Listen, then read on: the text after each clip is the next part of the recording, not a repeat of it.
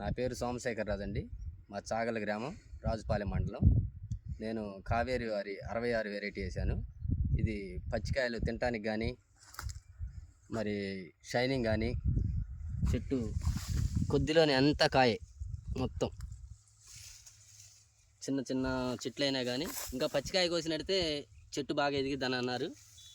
మనకి కోసేటయాన వర్షాలు బాగా ఇబ్బందులుగా ఉన్నాయి. ఏ చెట్టు అయినా ఎరగ్గాసిందండి, బాగుంది, వెరైటీ బాగుంది.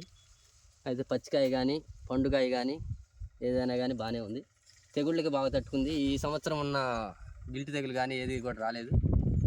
గిల్టి తెగులు వచ్చి చుట్టుపక్కల చేలన్నీ పోయినా కానీ ఇది బాగుంది.